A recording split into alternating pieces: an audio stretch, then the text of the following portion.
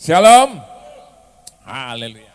Nah, malam ini kita masih tetap lanjutkan tema firman Tuhan kita. Nah, khusus subtema yang masih kita bahas hari ini,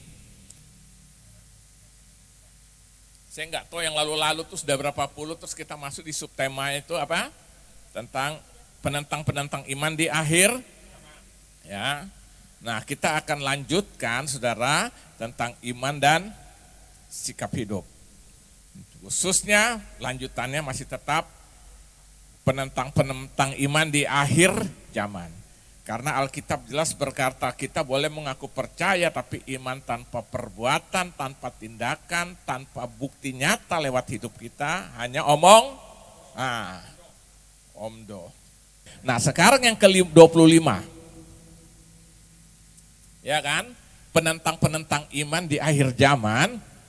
Kita masuk yang poin ke-25, itu sikap hidup yang mengambil keputusan sembarangan. Mengambil keputusan sembarangan, mengambil keputusan suka-suka gue ya kan. Ya kan, semau gue ya kan. Emangnya kenapa kalau gue mau ya kan. Ini keputusan-keputusan saya. Nah, saudara lihat penentang iman itu di akhir zaman itu adalah sikap-sikap hidup seseorang yang mengambil keputusan semau gue. Padahal hidup itu hasil pilihan dan keputusan bukan? Saya mau tanya, hasil hidup itu pilihan sama keputusan bukan? Iya. Kenapa saudara ada di sini malam ini? Itu karena di beberapa waktu sebelum, saudara sudah mengambil pilihan dan keputusan saya mau berangkat ke gereja jam 7 ada PA, betul nggak? Itu keputusan yang kita ambil atas pilihan. Jadi hari ini kita ada itu hari ini tuh punya dipengaruhi oleh hari kemarin. Keputusan hari kemarin. Makanya kemarinnya kacau, buahnya hari ini. Nah, hari besok kita mau berubah ditentukan keputusannya hari ini. Maka Yesus pernah bilang pada orang salib kalau engkau mau hari ini waktu dia bilang kalau engkau datang sebagai raja ingat akan aku. Dia ambil keputusan enggak hari itu? Iya. Kalau engkau datang sebagai raja ingat akan aku. Apa kata Yesus? Hari ini juga engkau bersama aku di Firdaus ya. Jadi kita harus mengerti betul ya sikap hidup kita ya. Kita harus mengambil keputusan tidak sembarangan, tidak asal-asalan ya kan. Mengaku sudah percaya, mengaku sudah beriman, tapi keputusan kita ambil seringkali tidak pernah melibatkan Tuhan dan tidak pernah bertanya Tuhan. Jadi akhirnya mau-maunya kita percaya betul, percaya di sini keputusannya di sini. Nah, jadi saudara lihat, jadi sikap hidup yang mengambil keputusan sembarangan, semau gue, suka-suka gue, itu tandanya kita sedang hidup menentang iman percaya kita sendiri. Ya kan? Jadi, nah artinya apa? Kita mengaku sudah percaya, mengaku sudah beriman, tetapi keputusan kita ambil, kita tidak pernah melibatkan kepribadi yang kita imani itu loh. Kita tidak pernah melibatkan, kita tidak pernah apa? Bertanya. Nanti kalau sudah kejeblos, nah itu baru datang Tuhan. Baru berdoa. Lalu Tuhan bilang siapa yang suruh? Benar gak? Keputusan-keputusan lu sekarang udah masalah baru datang nangis-nangis. Nah coba saudara lihat dulu di dalam Amsal. Kita bandingkan dengan Amsal ini. Amsal pasal 16. Amsal 16 ayat yang ke-25. Perhatikan di sini. Di situ dikatakan apa? Ada jalan yang sangka lurus, tetapi ujungnya menuju maut. Lihat. Kenapa kita seringkali ambil sembarangan? Karena buat kita ini udah baik nih benar. Ujungnya apa? Hancur. Kenapa gitu? Karena pandangan kita tuh cuma tahu misalnya ada perjalanan ini 1000 langkah. Paling kita cuma bisa mengira-mengira, bisa menerka sekitar 10 langkah depan kita. Nah 100 kali kita nggak tahu 100 langkah di depannya. Kesandung batu, jatuh, kaki luka, masuk ke lubang, kaki patah, nggak ada yang tahu. Inilah Amsal bilang apa? Ada jalan yang disangka lurus, kita pikir itu benar, ujungnya menuju maut. Jadi saudara bisa lihat sini kan, Jadi itu sebabnya kita harus melibatkan Tuhan dan bertanya kepada Tuhan setiap keputusan yang kita ambil. Kenapa? Kita tidak maha tahu. Sehingga tindakan-tindakan kita tuh tidak sembarangan. Makanya Amsal bilang ada jalan disangka lurus, ujungnya maut. Ada satu cerita saya baca, waktu zaman perang dunia pertama, kedua loh. Jadi antara satu negara ini karena terlibat dalam peperangan itu, maka mereka tuh kekurangan tentara, pasukan, lalu apa? Keluarlah peraturan negara, pemerintah supaya anak-anak usia 17 sampai 30 tahun sekitar itu harus diwajibkan menjadi wajib militer.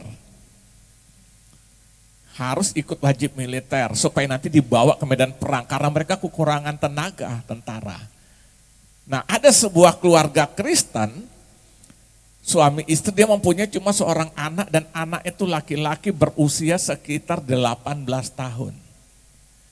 Nah, waktu dia dengar peraturan ini dikeluarkan bahwa anak seusia 17 sampai 30 tahun harus terlibat dalam wajib militer, mereka akan dilatih secara singkat dan harus maju pergi berperang.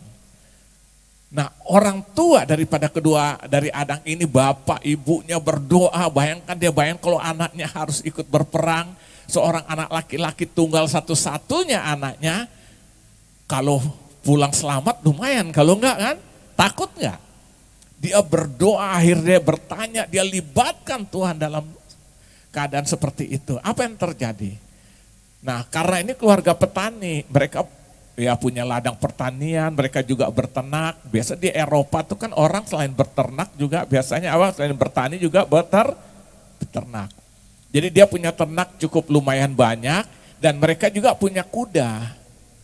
Nah, biasa kuda tuh dinaikin untuk waktu menggiring ternak-ternaknya itu. Nah, suatu saat anaknya enggak tahu bagaimana naik kuda itu, rupanya terjadi suatu kecelakaan. Akhirnya anak itu jatuh dari kuda, kakinya patah.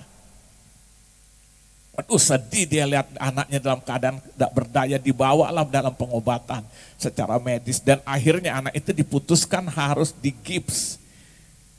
Ya kayak gips toh ya, kayak semen itu kakinya. Selama ya tunggu berapa bulan itu. Mungkin bisa 1 tahunan baru itu bisa jadi normal. Nah, dalam waktu proses sedang dalam pengobatan itu, maka terjadilah waktu yang saat itu juga datanglah caca jiwa, saudara tahu, yang untuk mencatat orang-orang sensus, untuk mencari anak-anak muda dalam setiap daerah yang bisa dijadikan apa? Wajib militer. Sampailah pada saat itu. Apa yang terjadi? Akhirnya waktu dia masuk sampai situ, waktu sensus, tim sensus masuk, ditanya anak data-datanya semua, akhirnya diputuskan ternyata anak itu dipanggil, akhirnya tidak bisa diterima. Kenapa? Kakinya sedang digips, duduk di atas kursi roda. Mau gimana perang? Nah, saat itulah orang tua daripada anak ini mengucap syukur. Ternyata lewat peristiwa itu anaknya tidak menjadi wajib militer. Dan yang luar biasa, ternyata semua yang dikirim anak-anak muda sebagian besar mati di medan perang.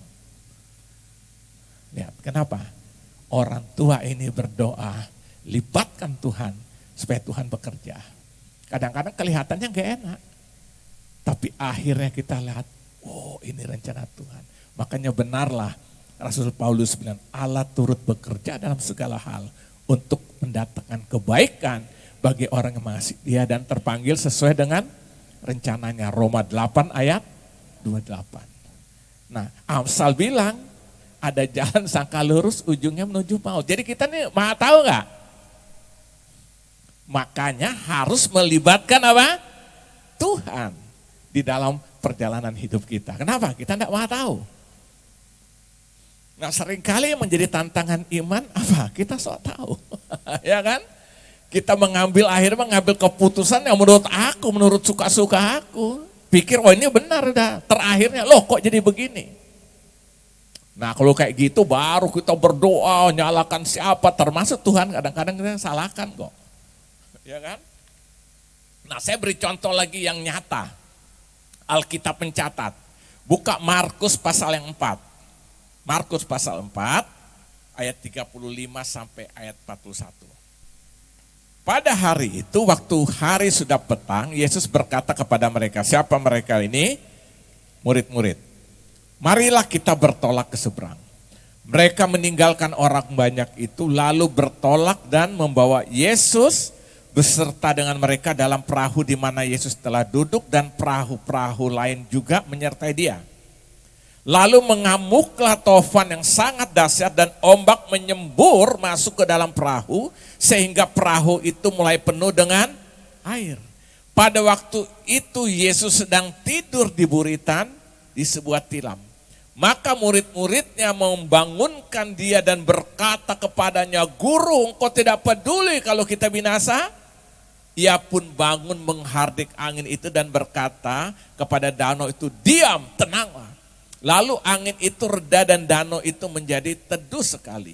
Lalu ia berkata kepada mereka, "Mengapa kamu begitu takut? Mengapa kamu tidak percaya?"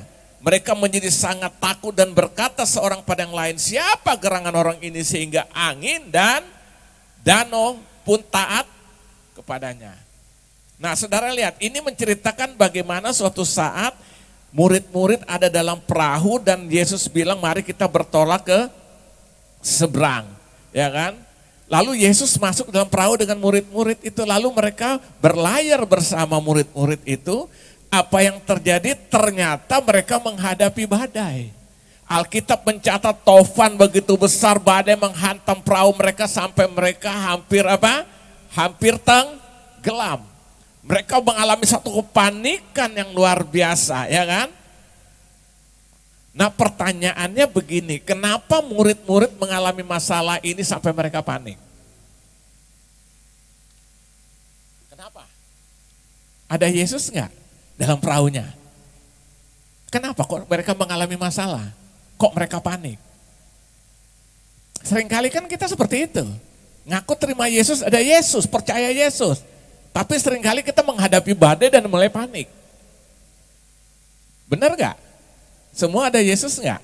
Percaya Yesus enggak? Sering panik enggak? Bingungan enggak? Seperti murid-murid, padahal Yesus ada sama-sama dalam perahu. Nah, pertanyaan kenapa ini bisa terjadi? Nah, saya pelajari yang pertama karena murid-murid ini sok jago. Tidak mau melibatkan Yesus sehingga akhirnya Yesus mulai mulai duduk sampai tertidur. Lihat ayat 35 sampai 38 saya baca.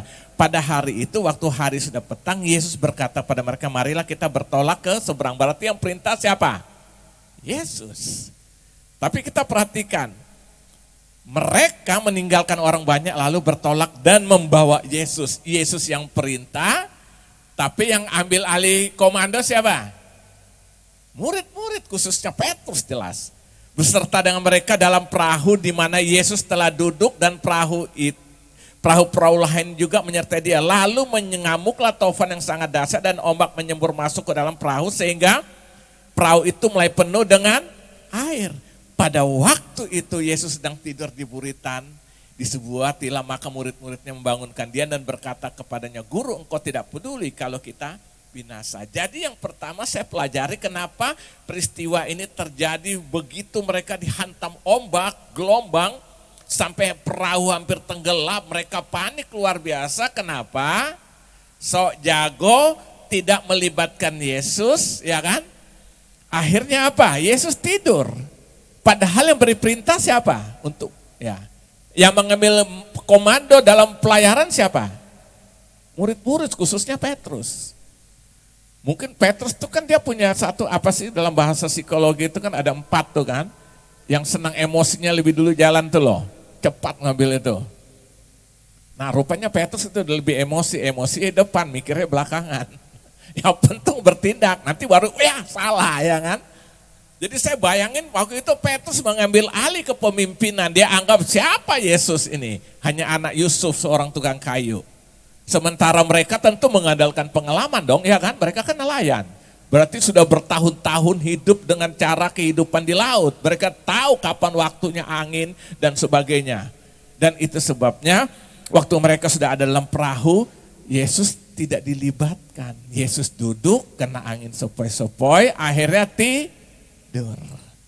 Nah ini yang pertama lihat, kenapa murid-murid sok jago tidak melibatkan Yesus sehingga akhirnya Yesus tertidur.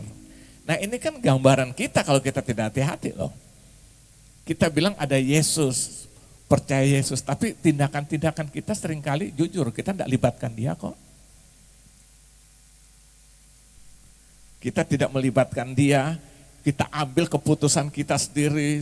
Nah nanti kalau udah ada masalah baru. Jadi saya lihat aja kalau gereja udah penuh, apalagi Jumat ini tuh ada masalah. Ya kan? Tapi kalau nggak ada, wow segala macam alasan. Betul saudara.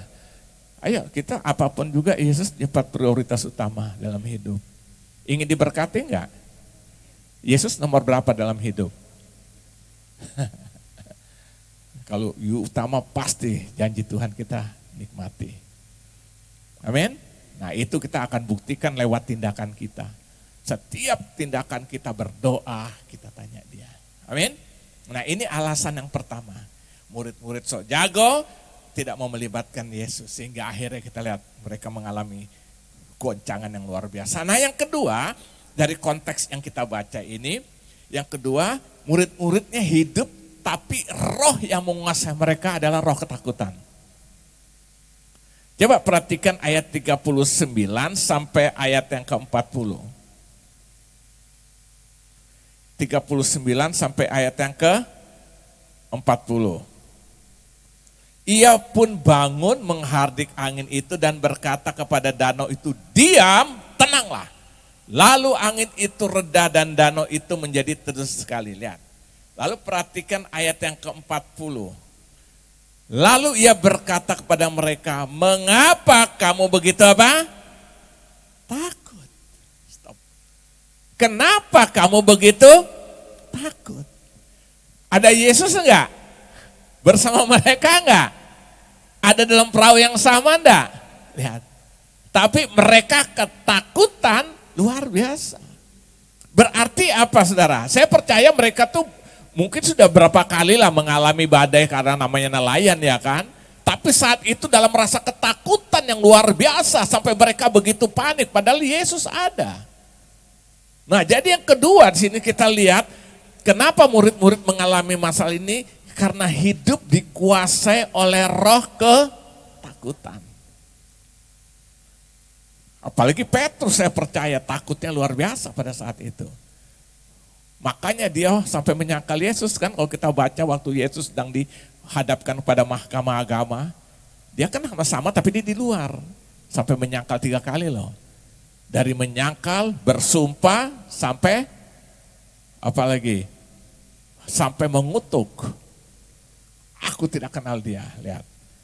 Nah lihat, ini dialami oleh murid-murid. Makanya Yesus bilang di ayat 40 ayat, lalu ia berkata, kata Yesus maksudnya kepada mereka, mengapa kamu begitu takut? Jadi yang kedua, kenapa ini terjadi? Karena murid-murid dikuasai oleh rasa ketakutan. Lihat, mereka dikuasai rasa ketakutan ini, lihat.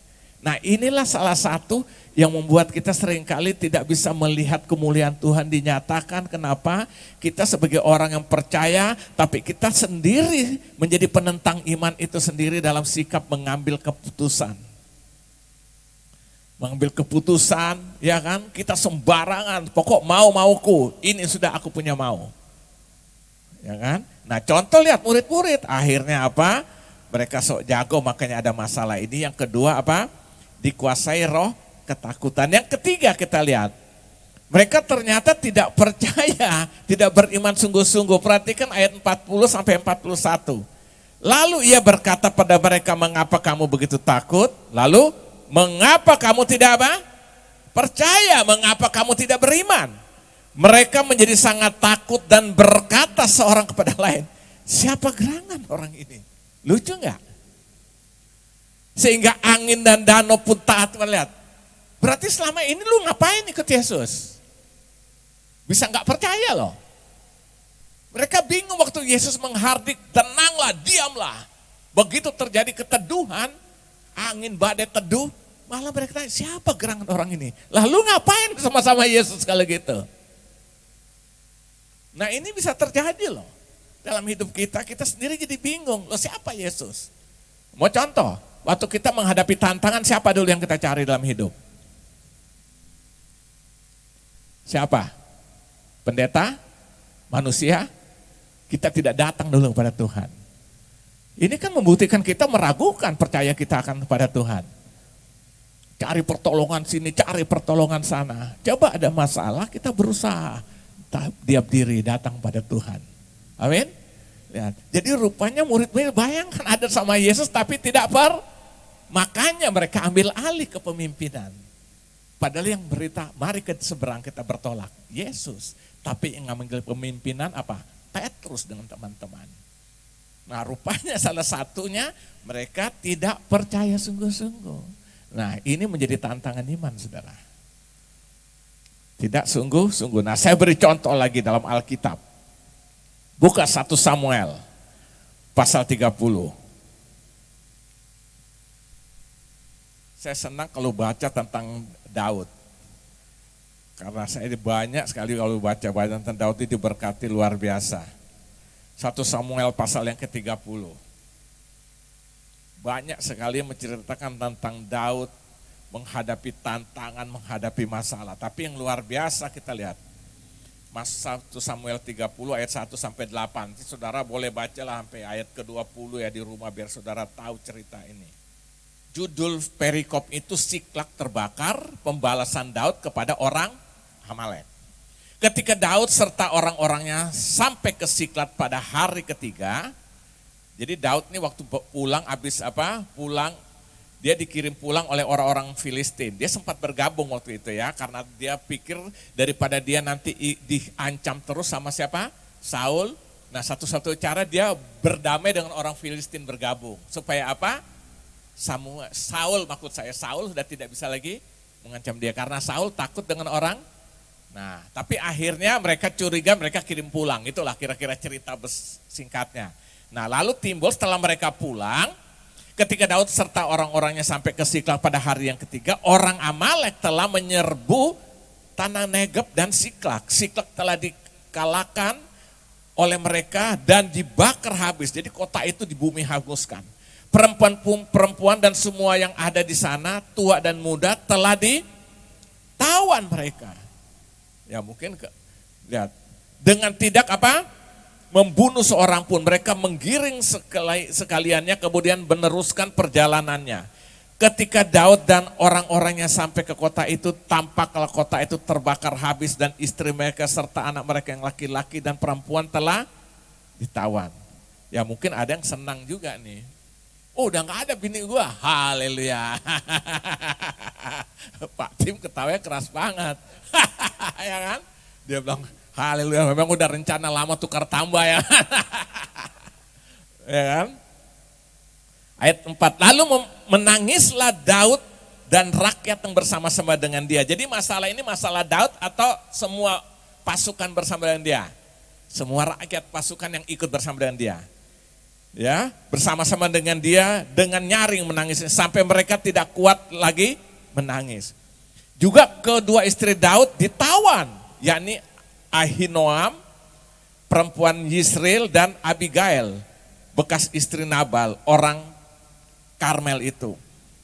Lalu perhatikan terus, dan Daud sangat terjepit karena rakyat mengatakan hendak. Jadi rakyat bersama dia tuh sudah tertekan. Nah sekarang padahal yang punya masalah sama-sama, tapi mereka nekan Daud. Lihat ya. Dan Daud sangat terjepit karena rakyat mengatakan hendak melempari dengan batu. Seluruh rakyat itu telah pedih hati masing-masing karena anaknya laki-laki dan perempuan. Nah perhatikan sini. Tetapi Daud menguatkan kepercayaan kepada Tuhan Allahnya. Lalu Daud memberi perintah kepada Imam Abiatar bin Abimelek, bawalah efod itu kepadaku. Efod itu pakaian perang. Maka Abiatar membawa efod itu kepada Daud. Kemudian, nah perhatikan ayat 8. Kemudian bertanyalah Daud kepada Tuhan. Katanya, haruskah aku mengejar gerombolan itu? Daud langsung mengambil tindakan sembarangan enggak? Enggak. Dia bertanya kepada Tuhan. Lihat. Kemudian bertanyalah Daud kepada Tuhan, katanya, haruskah aku mengejar gerombolan itu, akan dapatkah mereka kususul?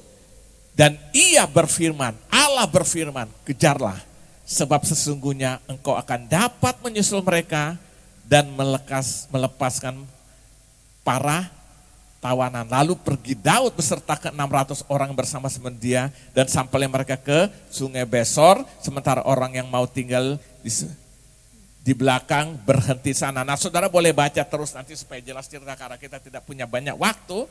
Nah, saudara lihat, ini waktu Daud menghadapi masalah tantangan, dia beserta pasukannya, anak buahnya, waktu mereka setelah sampai di kota Siklak, ternyata mereka jumpai Siklak itu sudah habis dibakar.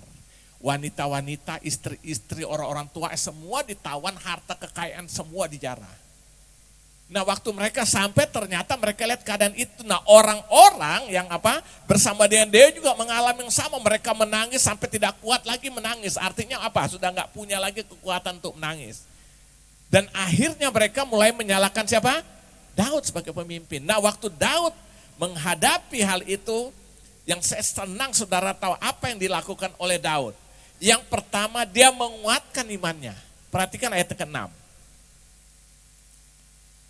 Ayat ke-6, dan Daud sangat terjepit karena rakyat mengatakan hendak melemparnya dengan batu. Seluruh rakyat itu telah pedih hati masing-masing karena anaknya laki-laki dan perempuan. Tetapi Daud menguatkan kepercayaannya, menguatkan imannya kepada Tuhan Allah. Yang pertama dia bangkitkan imannya. Dia bangunkan rohaninya sendiri. Saudara dalam baca konteks yang lain. Seringkali dalam memuji aja dia selalu berkata, hai jiwaku, bangunlah, pujilah Allah. Dia perintahkan jiwanya. Nah, inilah Daud. Jadi dia pertama yang dia lakukan apa? Menguatkan imannya dulu. Dia bangkitkan. Setelah itu apa? Dia berdoa, bertanya kepada Tuhan. Perhatikan ayat 8. Yang kedua, dia bertanya kepada Tuhan, ayat yang ke-8. Kemudian bertanyalah Daud kepada Tuhan.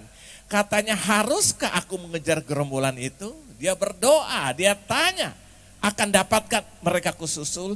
Dan ia berfirman, Allah berfirman pada, kejarlah, sebab sesungguhnya engkau akan dapat menyusul mereka dan melepaskan tawan. Yang kedua setelah dia menguatkan imannya bertanya pada Tuhan dan jawab Tuhan pergilah. Dia perintahkan, Tuhan bilang, ya sekarang berangkat, pergilah. Nah, setelah itu saudara perhatikan, waktu Allah sudah perintahkan dia pergilah, langsung jalan itu terbuka. Jadi kita bisa lihat kalau kita libatkan Tuhan, tanya Tuhan sebelum bertindak, nanti Tuhan yang akan buka jalan itu. Kita akan terjengang. Perhatikan ayat 11 sampai ayat 13. Kemudian mereka menemui seorang Mesir di padang lalu menjawab kepada Daud. Padang lalu membawanya kepada Daud. Mereka memberi dia roti lalu makanlah ia. Kemudian mereka memberi dia minum. Ya. Dan memberikan kepadanya sepotong kue ara dan 2 buah kue kismis. Dan setelah dimakannya ia segar kembali. Jadi ya, sebab ia tidak makan dan minum selama 3 hari 3 malam. Kemudian bertanyalah Daud kepada budak, siapakah engkau? Dan dari manakah engkau? Jawabnya, aku ini seorang pemuda Mesir, budak kepunyaan siapa? Ya, siapa orang Amalek itu? Yang menjara itu loh. Seorang Amalek Tuanku meninggalkan aku karena 3 hari yang lalu aku jatuh sakit. Jadi saudara tahu, yang menyerang ini siapa? Orang Amalek kan? Setelah mereka pergi jara, nah Daud kan bingung mau kejarnya juga kemana? Tapi setelah dia berdoa, dia tanya Tuhan. Tuhan bilang, pergilah, kejarlah. Begitu mereka setelah berjalan kejar, ketemu seorang Mesir. Sedang dalam keadaan sekarat. Sudah 3 hari tidak makan, tidak minum karena sakit. Akhirnya ditinggalkan oleh orang Amalek. Jadi orang Mesir ini budak orang Amalek. Ditinggal. Nah di situ akhirnya mereka jumpai orang Mesir itu, dikasih makan, supaya dia kuat, dikasih minum, supaya segar kembali, baru diinterogasi. Kamu ini siapa sih? Dia mulai cerita, aku ini orang Mesir. budak dari orang Amalek. Karena 3 hari yang lalu aku sakit, aku ditinggalkan. Sehingga 3 hari 3 malam aku tidak makan. Mereka setelah kasih makan kuat. Lalu tanya, bagaimana sekarang? Di mana mereka? Melalui orang inilah dia beritahu kemana pasukan Amalek pergi. Nanti saudara baca seterusnya, akhirnya Daud berhasil mendapatkan orang itu lagi senang pesta pora kan, rasa menang, dibantai habis oleh Daud. Semua tawan bawa pulang, hasil jarahan dibawa kembali. Kenapa? Ada orang bertanya pada Tuhan. Tuhan beri jalan keluar, pergilah. Dan waktu Tuhan sudah perintahkan pergilah, langsung pintu terbuka. Salah satunya lewat orang Mesir ini. Seandainya tidak ada orang Mesir, bingung gak mereka? Gak tahu larinya kemana. Jadi dahsyat gak? Waktu kita libatkan Tuhan, tanya Tuhan. Sehingga Tuhan bilang bertindak. Di situ kita akan lihat kuasa Tuhan akan dinyatakan. Amin. Kalau dia bilang tidak, ya udah tidak. Berarti dia ada punya jalan yang lain. Dia tahu yang terbaik bagi kita. Ya tadi kan Amsal bilang ada jalan, kelihatannya lurus, ujungnya menuju maut. Nah saudara lihat ini luar biasa kan. Jalan terbuka. Waduh saya kalau baca peristiwa Daud itu banyak. Begitu juga waktu dia harus menghadapi Goliat ya, sama juga dia tanya Tuhan. Akhirnya Tuhan beritahu semua dan akhirnya apa? Dia mengalami apa? Kemenangan. Nah saya mau katakan hari ini saudara, inilah yang harus kita lakukan. Penentang-penentang iman di akhir zaman. Sikap hidupnya hanya mengambil keputusan sembarangan suka-suka gue. Termasuk dalam pelayanan loh. Dalam pelayanan, pokok ide-ide saya. Akhirnya saudara lihat, kadang-kadang tuh akhirnya gagal.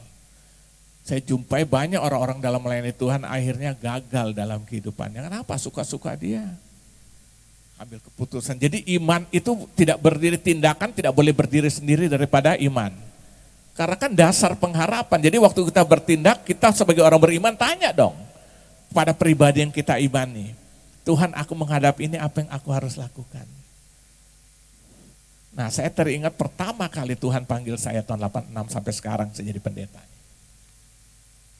Setelah saya masuk di daftar di sekolah penginjil, saya lupa waktu itu saya sama siapa ya, sudah hari-hari mau daftar itu, kalau tidak salah Bapak Gembala atau siapa. Saya dibawa di satu yayasan pelayanan. Saya ingat di daerah Kemayoran sana dekat jalan-jalan Keran, pokok sana lah. Di daerah Kemayoran ada satu yayasan di kompleks Ruko. Ternyata waktu saya sampai di situ, saya ditawarin kerja. Mau nggak pelayanan kerja sini? Saya mau tanya, ini baik nggak? Pelayanan bukan? Pertanyaan ini maunya Tuhan belum? Belum tentu. Waktu dia dapat tawar pelayanan itu tergoda, tapi rasa ketakutan juga ada. Waduh, saya kan harus sekolah. Saya kerja sementara saya sekolah. Sekolah saya juga nggak dapat apa-apa, nggak mengerti apa-apa dalam pelayanan. Akhirnya waktu saya ditawarkan, saya bilang enggak.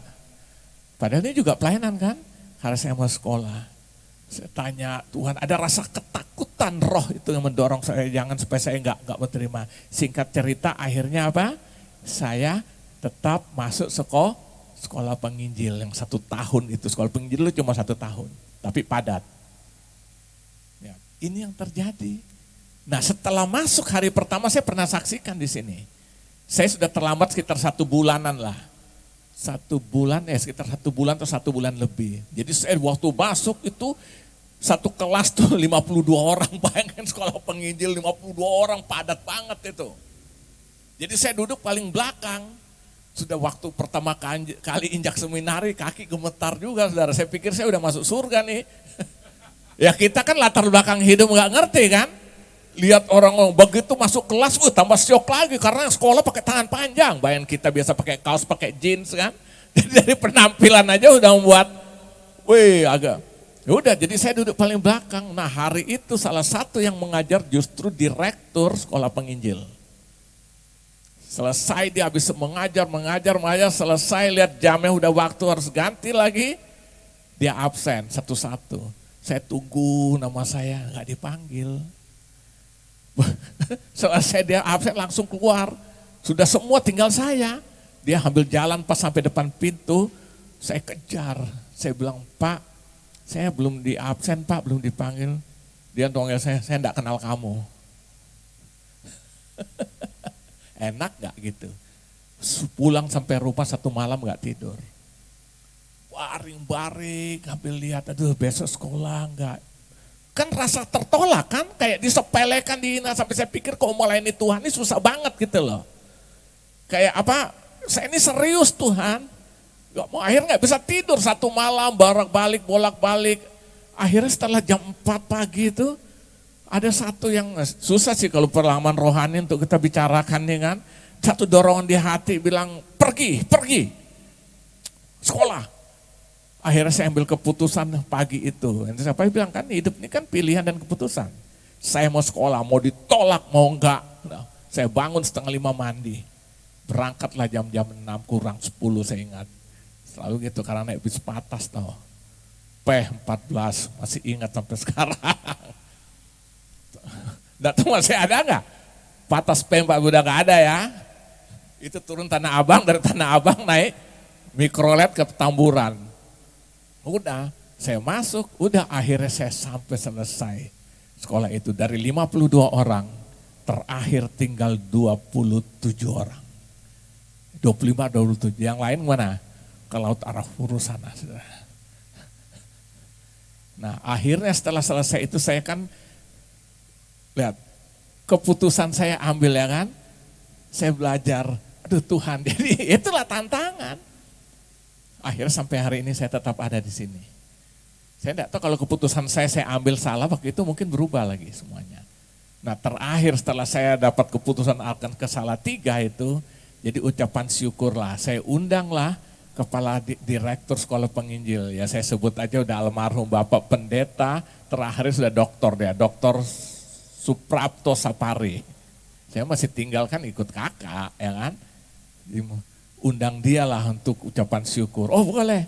Nah mereka dulu masih punya satu pelayanan namanya PPIO, pelayanan Pegabaran Injil Oikumene, masih ada nggak sekarang? Itu kan waduh terkenal banget itu, sampai masuk pedalaman bawa film yang kayak dulu, bukan kayak sekarang tinggal YouTube kan yang proyektor itu. Nah dia lagi ada di Medan, lagi pelayanan, akhirnya pas hari hanya itu, 1 hari sebelumnya dia bilang saya harus pulang ke Jakarta. Waktu itu dia bilang dia harusnya berkhotbah di salah satu orang kaya sana tuh siapa namanya? Yang di Sumatera Utara tuh, Pardede. Dia bilang saya minta maaf saya tidak bisa karena saya sudah janji dengan murid saya.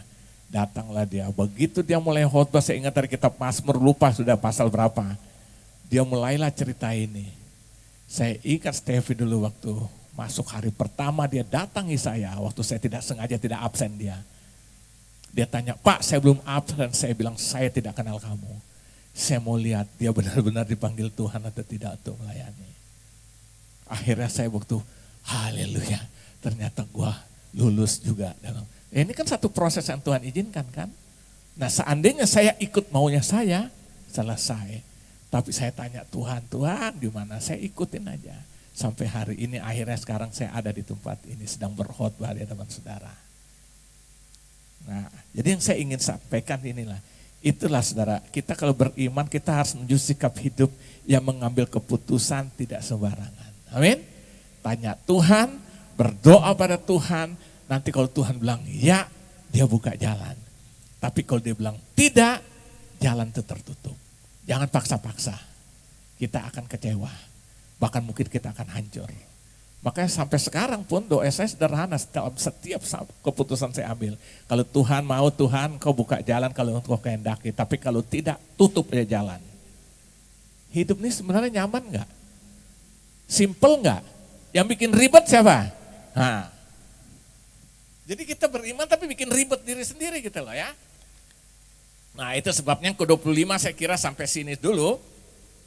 Penentang-penentang iman di akhir zaman, sikap hidup yang mengambil keputusan sembarangan. Suka-suka gue, mau-mau saya, apa saja yang saya mau, saya lakukan.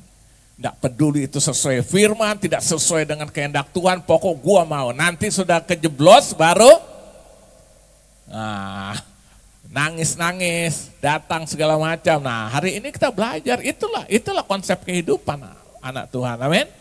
Tanya dia, berdoa terus. Amin. Nah sudah kira udah cukup sampai sini. Kita hanya baca 1 poin aja. Kita akhiri. Haleluya.